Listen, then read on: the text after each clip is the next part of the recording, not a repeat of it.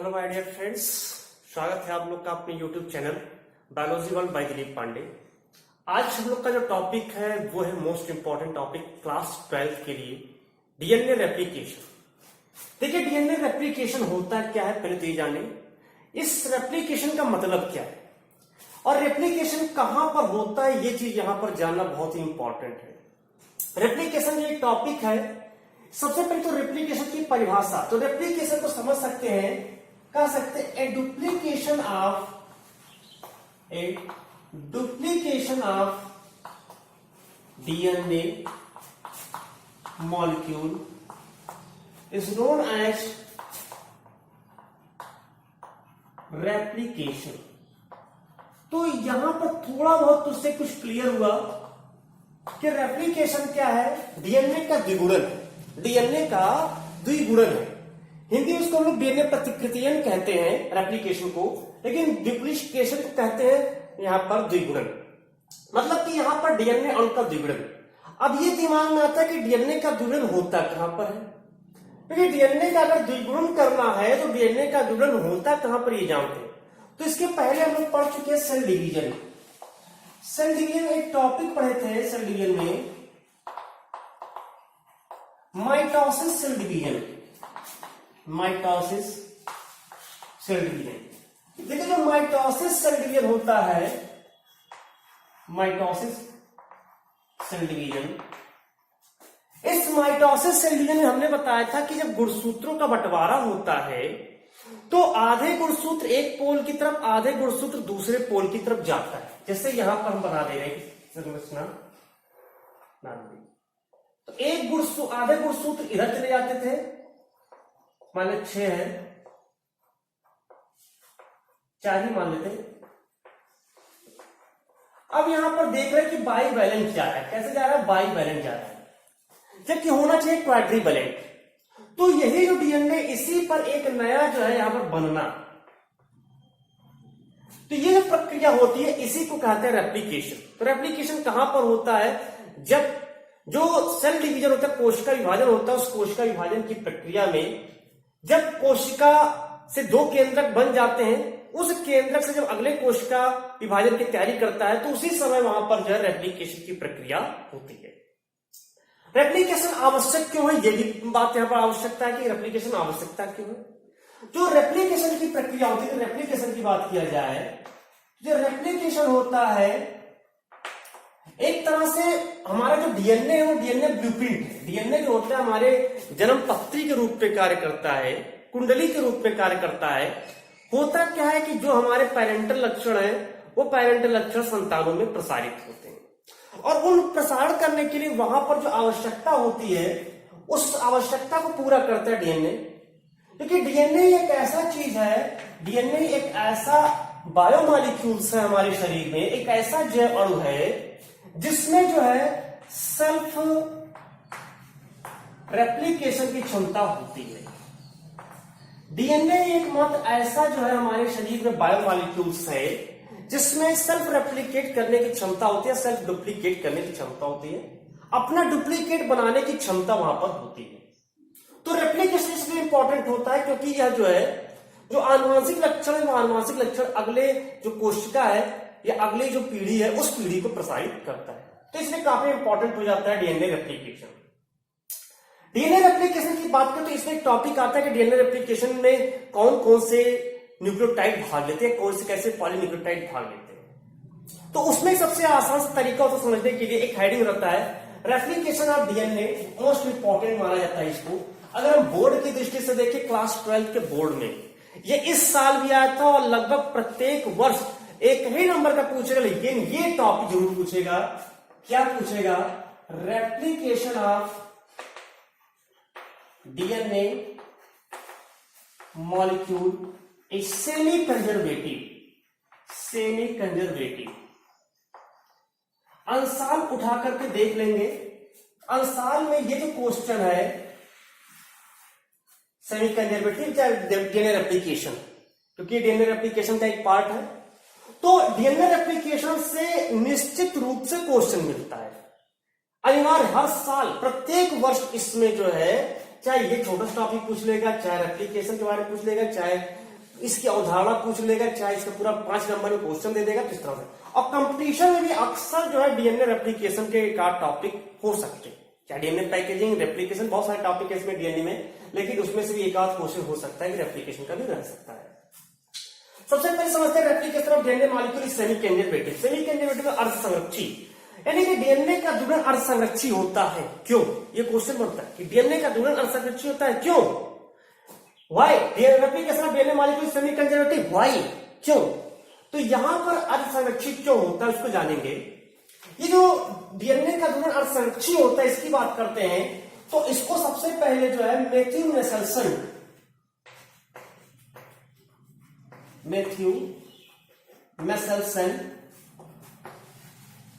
And Franklin Stahl,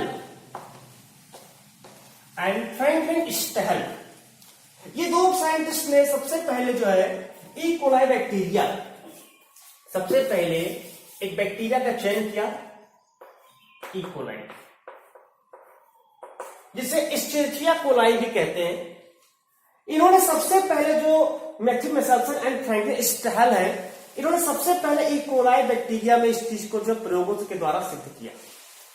ऐसा इन्होंने सिद्ध कैसे किया कि जैसे हम लोग का डीएनए ही होता है, क्योंकि डीएनए जो होता है हमेशा जो है देखेंगे तो डबल हेलिकल मॉडल में होता है, दो डीएनए, दो पॉलीन्यूक्लियोटाइड आपस में एक्सेस होता है। एक है मान लेते हैं दूसरा, तो दो पॉलीन्यूक्लियोटाइड जो होता है, तो पॉलीन्यूक्लियोटाइड चेन एंटी पैरेलली एक दूसरे से जुड़े होते हैं। जैसे मान लेते हैं एंटी पैरेलली क्या है, एक तरफ 3 एंड है, दूसरी तरफ 5 एंड है, मींस ये अपोजिट डायरेक्शन में होते हैं। जैसे यहां पर हम समझा दे रहे हैं, ये अपोजिट डायरेक्शन।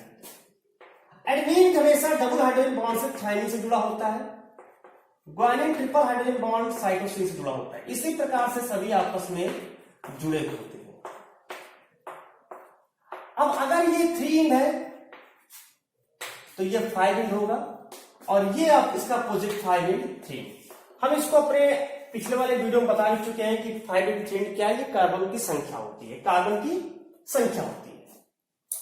अब ये एडेनिन और थाइमिन या ग्वानिन और साइटोसिन, यहां पर हम क्या देख रहे हैं कि दो पॉलीन्यूक्लियोटाइड चेन है। दोनों पॉलीन्यूक्लियोटाइड चेन जब डीएनए रेप्लिकेशन, जब माइटोटिक सेल डिवीजन होता है, जब कोशिका का विभाजन होता है, तो ये आगे इस तरह से बढ़ जाते हैं। इसी पर जब बढ़ता है तो इसी में जो है एक नए डीएनए का निर्माण होता है। जिससे जो मान लेते हैं, सपोज करते हैं यहां ए है तो यहां टी होगा, यहां जी है तो यहां सी होगा, तो इस पर एक नए चेन का निर्माण होता है। टी के सामने अब ए जुड़ेगा और ग्वानिन के सामने साइटोसिन जुड़ेगा, ऐसे इधर थाइमिन के सामने एडेनिन जुड़ेगा और ग्वानिन। इस तरह से एक दूसरा स्ट्रैंड यहां पर बनता है। मतलब ये जो पॉलीन्यूक्लियोटाइड पहले वाला है, ये दोनों जो है, ये यहां पर एक टेम्पलेट का निर्माण कर रहा है। यानी ये यहां पर एक क्या कर रहा है, एक टेम्पलेट स्ट्रैंड बना रहा है, या कह सकते हैं माउंट का काम कर रहा है, सांचे का काम कर रहा है। और जो नया वाला बन रहा है, ये इसी टेम्पलेट सेगमेंट पर उसी के कॉम्प्लीमेंट्री जीन्स होते हैं, कॉम्प्लीमेंट्री जो वहां पर बेस है, उसको जोड़ जोड़ करके एक नया न्यूक्लियोटाइड बना, एक नया पॉलीन्यूक्लियोटाइड बना लेता है। इस तरह से अगर देखेंगे तो यहां पर एक फिर से नया बन गया, ये 5 हो गया और ये 3। इस तरह से यहां पर जो है दो यहां पर बन गया। तो एक ही जो पॉलीन्यूक्लियोटाइड चेन था, वो पॉलीन्यूक्लियोटाइड चेन जो दो पॉलीन्यूक्लियोटाइड चेन था डीएनए का, दोनों पृथक हुआ, और उसी पर जो है उसी के टेम्पलेट स्ट्रैंड पर एक नए कॉम्प्लीमेंट्री चेन का निर्माण हो गया। तो यहां पर क्या है कि ये भी पैरेंटल है, ये भी पैरेंटल, मतलब इसमें अगर इसको हम बात कर ले, एक इसको ले ले, ये एक हो गया, एक होगा, इसमें ये पैरेंटल है, ये पैरेंटल है, इसमें ये पैरेंटल है, इसमें ये जो है डाटर है, ये भी डाटर है। मींस यहां पर ये समझ में आ रहा है कि जो पॉलीन्यूक्लियोटाइड चेन है, उस पॉलीन्यूक्लियोटाइड चेन के टेम्पलेट सेगमेंट्स पर एक नए कॉम्प्लीमेंट्री चेन का निर्माण हो रहा है। मतलब कि यहां पर जो है आधा जो है वो पहले से उपस्थित है, आधा जो है पहले से उपस्थित है पॉलीन्यूक्लियोटाइड, आधा ही पॉलीन्यूक्लियोटाइड से जो चेन यहां पर निर्माण हुआ। अतः डीएनए का ध्रुवण अर्धसंरक्षित है, क्योंकि आधा पहले से ही बना। आधे का संरक्षण पहले से है कि आधे को जो है निर्माण किया गया, इसलिए कहा जाता है डीएनए का द्विगुणन अर्धसंरक्षी होता है। तो ये टॉपिक छोटा सा इसमें था कि डीएनए का द्विगुणन अर्धसंरक्षी होता है। अब स्टार्ट करते हैं डीएनए रेप्लिकेशन। देखिए जो डीएनए रेप्लिकेशन की बात करें हम, तो डीएनए रेप्लिकेशन को 3 स्टेप में डिवाइड किया गया है। जब भी क्वेश्चन पूछा जाए ध्यान रखना 3 स्टेप में इसको डिवाइड करते हैं। पहला स्टेप है डीएनए रेप्लिकेशन की बात करें, डीएनए रेप्लिकेशन 3 स्टेप में बांटा जाता है। ये छोटा सा टॉपिक है, ध्यान रहे, ये इंपॉर्टेंट टॉपिक छोटा सा अलग से पढ़ाया जाता है, ठीक है। उसी में डीएनए रेप्लिकेशन 3 स्टेप में बांटा गया। पहला इसमें होता है decoiling and recoiling of super coils of DNA molecules. अब यहां पर है decoiling and recoiling of super coils of DNA molecules. क्योंकि जो डीएनए मॉलिक्यूल्स है वो हमेशा सुपर कॉइल, इसके पहले भी जस्ट इसके पिछले पार्ट में डीएनए पैकेजिंग पढ़ाया। डीएनए पैकेजिंग में बताया कि जो डीएनए होता है वो बहुत ज्यादा कंडेंस फॉर्म में होता है, संघनित फॉर्म में होता है, उसका सुपर क्वाइलिंग होता है, पराकुंडलन होता है। तो अब उस पराकुंडलन का आकुंडलन करना है और फिर से उसका पुनर्कुंडलन कर देना है। मतलब जो पराकुंडलन हुआ है उस पराकुंडलन को धीरे से खोलना है और उसी में एक रिक्वाइलिंग कर देना, एक पुनर्कुंडलन कर देना, एक नया जो है पॉलीन्यूक्लियोटाइड चेन वहां पर बना करके बना देना है। तो ये पूरी प्रक्रिया यहां पर इसको कहते हैं decoiling and recoiling of super coils of DNA molecules. DNA अणु के पराकुंडलन का आकुंडलन एवं पुनर्कुंडलन। इस प्रक्रिया में यहां पर एक एंजाइम आता है, मोस्ट इंपॉर्टेंट एंजाइम आता है टोपोआइसोमेरेज एंजाइम। टोपोआइसोमेरेज एंजाइम जैसा कि हम पहले ही बता चुके हैं कि जैसे जो हम लोग का डीएनए होता है वो काफी लंबा होता है। अब काफी लंबा डीएनए है और उस डीएनए पर जो है अब एक जगह से एक साइड खोला जाए तो वहां तक पहुंचते पहुंचते काफी टाइम लगेगा, बड़ा सा है। लेकिन अगर बीच बीच विषय से मान लेते ही है एक द्विकुंडली एक है,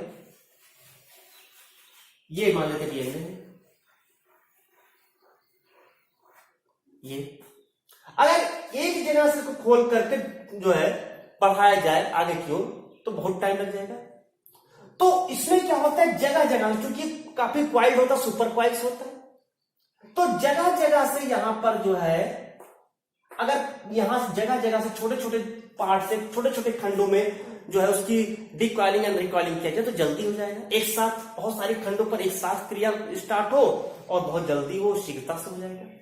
तो ये पूरी प्रक्रिया यहां पर होती है डिकॉइलिंग एंड रिकॉइलिंग। कौन करता है, टोपोआइसोमेरेज एंजाइम करता है। कौन करता है, टोपोआइसोमेरेज एंजाइम।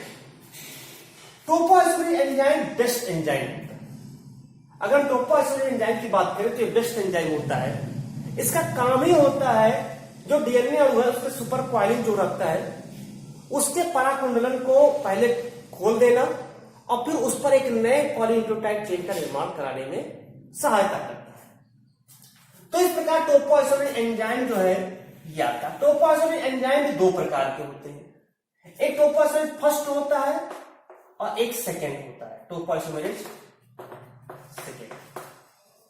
जो टोपोआइसोमेरेज फर्स्ट होता है ये क्या करता है कि जैसे डीएनए की द्विकुंडली है, उस डीएनए की द्विकुंडली के किसी एक जो पॉलीन्यूक्लियोटाइड चेन, जैसे 2 पॉलीन्यूक्लियोटाइड चेन एक दूसरे से एंटी पैरेलली जुड़े हैं, उसमें से किसी एक पॉलीन्यूक्लियोटाइड चेन के सूत्र पर कटाव उत्पन्न करेगा। जो उसका फास्फेट समूह जहां जुड़ा होता है उसी समूह से वो कटाव उत्पन्न करता है, ठीक है। पॉलीन्यूक्लियोटाइड चेन का बनाए थे, उस पर पॉलीन्यूक्लियोटाइड चेन की जो अगर हम बात करें तो एक न्यूक्लियोटाइड में जो होता है एक डिऑक्सीराइबोस शुगर, एक बेस पेयर और एक फास्फेट होता है। तो उस फास्फेट और फास्फेट समूह से सभी जुड़े होते हैं डाइफॉस्फोडाइएस्टर बॉन्ड से। तो फास्फेट समूह को काटने का काम करता है, कटाव उत्पन्न करने का काम करता है टोपोआइसोमेरेज एंजाइम। ये केवल कटाव उत्पन्न करता है, कटाव, काटता नहीं कर सकते हैं। तो ये एक तरह से, तो ये केवल एक ही स्ट्रैंड पर कटाव उत्पन्न करता है। ये क्या करता है, एक ही जो निक है, ठीक है, निक बिटवीन, या लिख सकते हैं कि वन जो है यहां पर 1 polynucleotide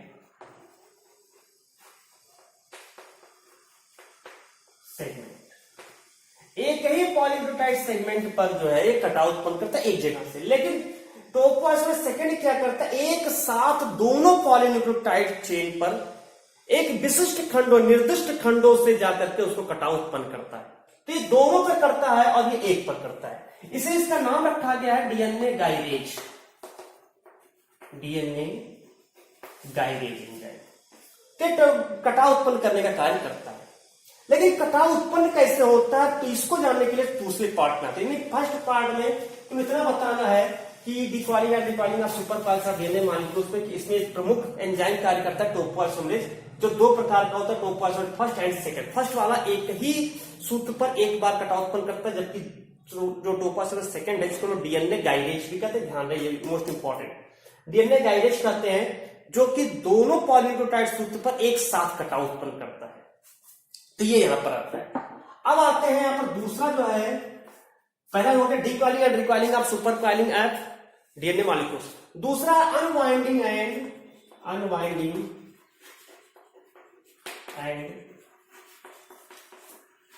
melting of double helix.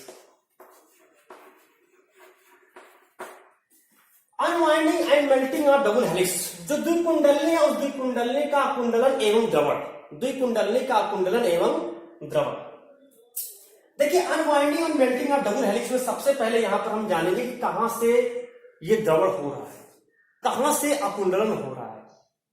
तो सबसे पहला इसमें आता है, एक आता है रेप्लिकेशन ओरिजिन। रेप्लिकेशन ओरिजिन, देखिए जो रेप्लिकेशन ओरिजिन होता है, अगर हम बात करें प्रोकैरियोटिक सेल की, प्रोकैरियोटिक सेल इसे कितना दे, ये मान लेते हैं प्लाज्मा मेम्ब्रेन है, इसके अंदर बैक्टीरिया में ये डीएनए, बैक्टीरियल डीएनए, ये जाकर के एक जगह पर प्लाज्मा मेम्ब्रेन से जुड़ा होता है। जहां से जुड़ा होता वो इसका रेप्लिकेशन ओरिजिन साइट है। यही इसका रेप्लिकेशन ओरिजिन होता है। इसको नाम दिया गया ओरिसी। ओरिसी मोस्ट इंपॉर्टेंट याद रखना कि प्रोकैरियोटिक कोशिकाओं में यही लिख दे रहे हैं कि जो प्रोकैरियोट्स होते हैं, प्रोकैरियोट्स में केवल और केवल जो है एक रेप्लिकेशन ओरिजिन होता है, वन रेप्लिकेशन ओरिजिन प्रेजेंट होता है, और इसको नाम देते हैं, कहते हैं ओरिसी। याद रखना ओरिसी। और ये जो ओरिसी होता है, ये और मोस्ट इंपॉर्टेंट, ये 245 बेस पेयर का बना होता है, ध्यान में भूलना नहीं है। ये ओरिसी जो है ये 245 समाक्षर जोड़ी का बना हुआ ओरिसी होता है और एक ही होता है। जबकि अगर हम यूकैरियोट्स में बात करें, यूकैरियोट्स में ये इनफाइनाइट होते हैं, इनफाइनाइट रेप्लिकेशन ओरिजिन प्रेजेंट होता है, अनंत होते हैं। इसको कोई नाम नहीं दिया गया है। यहां पर इसकी संख्या बेस पेयर क्योंकि 100 से लेकर के 150 बेस पेयर के असंख्य, सैकड़ों हो सकता है, हजारों हो सकते हैं, इतने रेप्लिकेशन ओरिजिन साइट होते हैं। क्यों? क्योंकि यूकैरियोट कोशिका का जो डीएनए होता है वो काफी लंबा होता है, तो जगह जगह से रेप्लिकेशन करने के लिए आवश्यकता है। जबकि प्रोकैरियोट्स का डीएनए कुछ छोटा होता है अपेक्षाकृत यूकैरियोट से, इसलिए उसमें एक ही रेप्लिकेशन ओरिजिन साइट होता है। तो ये यहां पर रेप्लिकेशन ओरिजिन होता है। रेप्लिकेशन ओरिजिन वो स्थान है जहां से डीएनए द्विगुणन स्टार्ट होगा, जहां से डीएनए का द्विगुणन स्टार्ट होगा। जैसे हमने क्या कहा था अभी पहले कि जिसमें मान लेते इतना बड़ा धागा है या कुछ है, रस्सी है, उसको खोलना है। एक सिरे से खोलेंगे तो समय लगेगा, अगर लेकिन उसको जगह जगह पर उसकी खोलेंगे तो कम समय में ही हो जाए। तो जगह जगह पर रेप्लिकेशन ओरिजिन साइट वहां पर पाया जाता है। तो वो रेप्लिकेशन ओरिजिन साइट क्या करता है? वो रेप्लिकेशन ओरिजिन साइट उसके जगह जगह पर जो है, कई जगह पर जो है उसके जो बाइंडिंग होती है उसको खोलता है और खोल करके वहां पर रिकॉइलिंग करता है। उसका दूसरा इसमें आता है मेल्टिंग ऑफ डबल हेलिक्स। अब क्या करेगा? Melting of double helix.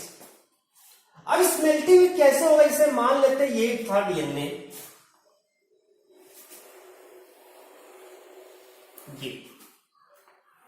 ये हो इथीन 5। अब यहां पर इसको खोलना है, सपोज करते हैं यहां पर, और ये भी ध्यान रखें जहां पर रेप्लिकेशन ओरिजिन साइट होती है, जहां पर भी वहां पर प्रायः एडेनिन और थायमिन की अधिकता होती है, और रेप्लिकेशन का नाम होता है जो कि यहां पर बहुत ज्यादा जो है आपस में बार बार जो है उसी बेस पेयर का बार बार आ जाना, तो वहां पर एक ही बेस पेयर का बार बार जो आना, तो रेप्लिकेशन ओरिजिन साइट होता है। तो उसमें अधिकता जो होती है प्रायः एडेनिन और थायमिन की होती है। मान लेते यहां है, यहां पर है रेप्लिकेशन ओरिजिन साइट, यहां है, यहां है, यहां है। तो इसमें क्या होता है कि जहां जहां पर रेप्लिकेशन ओरिजिन साइट है वहीं वहीं पर आकर के एक जो है रेप्लिकेशन बाइंडिंग प्रोटीन या ओरिजिन बाइंडिंग प्रोटीन यहां पर जुड़ता है, ओरिजिन बाइंडिंग प्रोटीन जुड़ता है। ये ओरिजिन बाइंडिंग प्रोटीन क्या करता है, उस रेप्लिकेशन ओरिजिन साइट से जुड़ता है, ठीक है ये। और इसके पश्चात तब जाकर के टोपोआइसोलेट एंजाइम जाकर के इसे कटाव उत्पन्न करता है, और जैसे ही ये यहां पर कटाव उत्पन्न किया, अब ये दो शाखाओं में बढ़ जाता है, यानी इसको कहते हैं यहां पर जो है मेल्टिंग हो जाना। डबल हेलिक्स का अब यहां पर क्या होगा, खुलेगा। जब ये खुलेगा तो इसको कहेंगे मेल्टिंग ऑफ डबल हेलिक्स। अगर डीएनए में बात करें, उसमें प्रोकैरियोटिक कोशिकाओं में बात किया जाए तो प्रोकैरियोटिक कोशिकाओं में जो ओरिजिन बाइंडिंग प्रोटीन है, प्रोकैरियोटिक कोशिका की मैं बात कर रहा हूं, तो प्रोकैरियोटिक जो कोशिका होती है, प्रोकैरियोट्स, इसमें जो ओरिजिन बाइंडिंग प्रोटीन है, ओरिजिन बाइंडिंग प्रोटीन, इसको नाम दिया गया है, ये ध्यान रखना, नाम कंफ्यूज ना हो जाए, डीएनए है, डीएनए। ये इसको जो प्रोकैरियोट्स होते हैं उसके ओरिजिन बाइंडिंग प्रोटीन क्योंकि एक ही रहेगा, क्योंकि एक ही ओरिजिन क्या नाम है, रेप्लिकेशन ओरिजिन साइट है, तो एक ही ओरिजिन बाइंडिंग प्रोटीन होगा, उसको नाम दिया गया डीएनए। डीएनए नहीं, डीएनए, ये स्मॉल ए रहेगा। तो ये यहां पर प्रोकैरियोट्स में जो ओरिजिन बाइंडिंग प्रोटीन यहां पर होता है, तो ये ओरिजिन बाइंडिंग प्रोटीन का काम होता है कि जो रेप्लिकेशन ओरिजिन साइट है वहां से जुड़ करके उस डीएनए अणु के द्रवण करने का कार्य करता है। इसके बाद तीसरे चरण में आता है, क्या यहां पर जो है तीसरे चरण की बात करें, ये आता है बाई डायरेक्शनल फॉर्क। तीसरा बाई डायरेक्शनल फॉर्क। अब यहां पर द्विशाख बनता है, सपोज करते हैं यहीं पर एक बना दे चित्र, ये पहले मान लेते हैं ये सब जुड़ा था एडेनिन थायमिन से, इस तरह से आपस में जुड़े हैं, ये यहां से रेप्लिकेशन ओरिजिन साइट है और उसको जो है खोल दिया,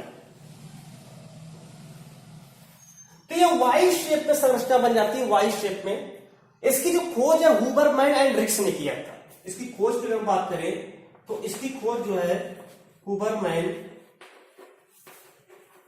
एंड रिक्स ने किया। अब ये यहां पर इसको 3 और ये 5, अब ये यहां पर खुल गया, तो इसको कहते हैं बाइडायरेक्शनल फॉर्क।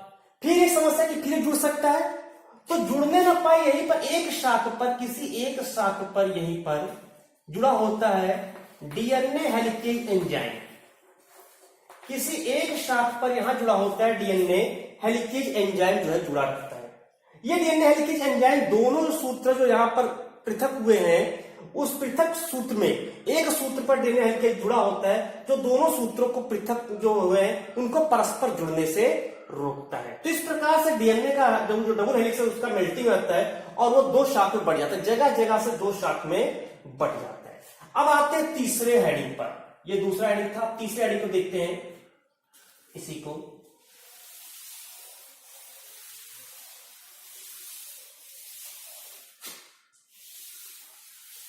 तीसरे में क्या है कि इसमें जो है synthesis of new polynucleotide chain. तीसरा सिंथेसिस ऑफ न्यू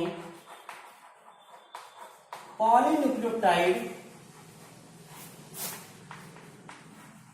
चेन। अब यहां पर जो है सिंथेसिस होगा, संश्लेषण होता है पॉलीन्यूक्लियोटाइड चेन का। अब जैसे यहां पर ये जो बना हुआ है, इसको देखेंगे ध्यान से जो है, से मान सपोज करते हैं ये यहां से पृथक हुआ, एक इधर रहेगा एक इधर रहेगा,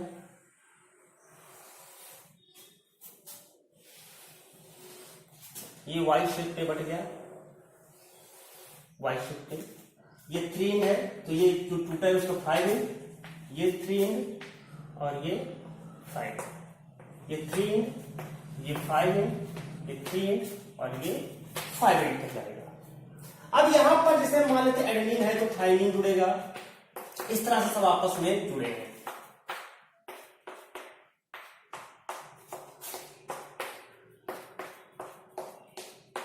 इस तरह से तो यहां पर क्या होगा, अब एक लीडिंग स्ट्रैंड होगा और एक लैगिंग स्ट्रैंड होगा। ध्यान देंगे कि जिधर की ओर द्विशाख खुलता है ये इधर की ओर इधर लीडिंग स्ट्रैंड है और ये जो है ये लैगिंग स्ट्रैंड है। कैसे होगा, एक और ध्यान देना है कि जो यहां पर पॉलीन्यूक्लियोटाइड चेन बनता है उस पर एक आरएनए प्राइमर होता है। सबसे पहले एक पॉलीमरेज एंजाइम आता है, वो पॉलीमरेज एंजाइम जो रहता है, पॉलीमरेज एंजाइम, ये पॉलीमरेज एंजाइम, इसको हम लोग कहते हैं DNA polymerase enzyme, DNA polymerase enzyme. ये इस डीएनए पॉलीमरेज एंजाइम का काम होता है कि डीएनए के जो उस पर नया रेप्लिकेशन कर रहा है उसकी लंबाई को बढ़ाना। लेकिन ये धारणा है कि नया कुछ भी नहीं बना सकता है, तो इसमें होता है कि डीएनए पॉलीमरेज एंजाइम करता तो है कि रेप्लिकेशन करता, लेकिन यहां पर सबसे इंपॉर्टेंट होता है डीएनए आरएनए प्राइमर। तो उस सबसे पहले क्या होता है, आरएनए प्राइमर आता है और ये आरएनए प्राइमर करता क्या है कि जो 3 एंड वाला होता है उस 3 एंड के हाइड्रोक्सिल, जो न्यूक्लियोटाइड का 3 एंड है, तीसरा कार्बन है, उसके हाइड्रोक्सिल से एक नए न्यूक्लियोटाइड को जोड़ता है। इसका काम ये होता है। आरएनए प्राइमर जो होता है ये 10 राइबोन्यूक्लियो प्रोटीन्स के बने होते हैं, राइबोन्यूक्लियो प्रोटीन के बने होते हैं। इस जो आरएनए प्राइमर है इसका संश्लेषण जो होता है वो प्राइमेज एंजाइम करता है।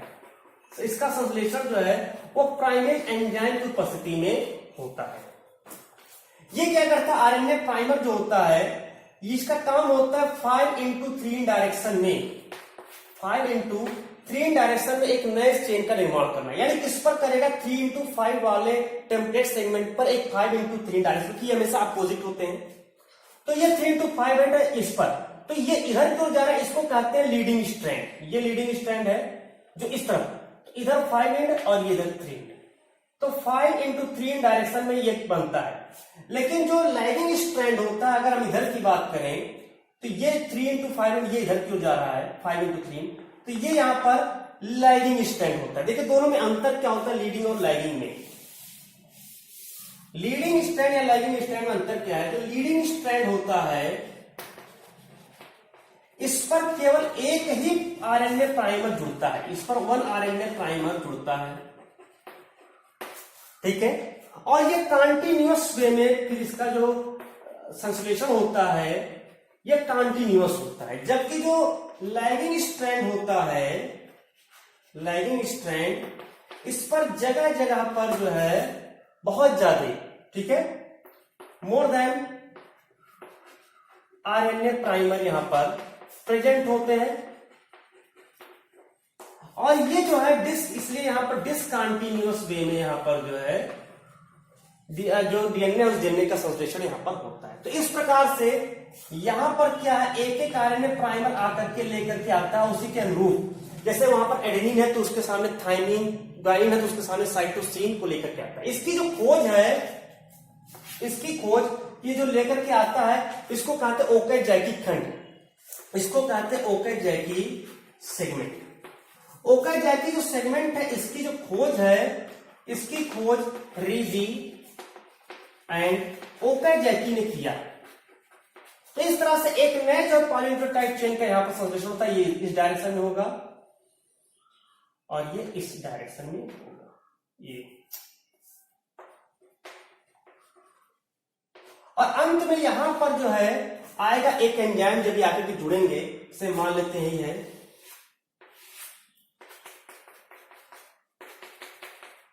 एक नया आ गया, एक इधर एक। तो इस पर जो आकर के जुड़े इन दोनों को आपस में परस्पर जोड़ने के लिए कहता है DNA ligase enzyme. DNA ligase enzyme, DNA ligase enzyme दोनों सूत्रों को जो है परस्पर जोड़ देता है हाइड्रोजन बॉन्ड के द्वारा, और इस तरह से एक डीएनए से दो डीएनए का निर्माण हो जाता है। एक डीएनए जो स्ट्रैंड है उससे जो है दो डीएनए का निर्माण यहाँ पर हो जाता है। और एक जो यहाँ पर है इसमें सबसे अहम भूमिका डीएनए लाइगेज की होती है, क्योंकि यही जो है दोनों बेस पेयर को हाइड्रोजन बॉन्ड से जोड़ने का कार्य करता है। तो इस तरह से जो डीएनए है उस डीएनए का रेप्लिकेशन हो जाता है और एक डीएनए से दो डीएनए का संश्लेषण यहाँ पर हो जाता है। जब माइटोटिक सेल में उसमें आधा ही गुणसूत्र जाता है, आधे का संश्लेषण बाद में होता है। इस तरह से यहाँ पर जो है जो डीएनए से एक से जो है दो बना, और चूंकि दूसरा जो डीएनए वो उसी के टेम्पलेट सेगमेंट पर बन रहा है, अतः डीएनए का जो अर्धसंरक्षी होता है कह सकते हैं। और जो डीएनए रेप्लिकेशन है इसी के थ्रू जो पेरेंटल लक्षण है वो वहां पर उसके संतानों में प्रवेश करता है। तो इस प्रकार से डीएनए रेप्लिकेशन कंप्लीट हुआ। धन्यवाद।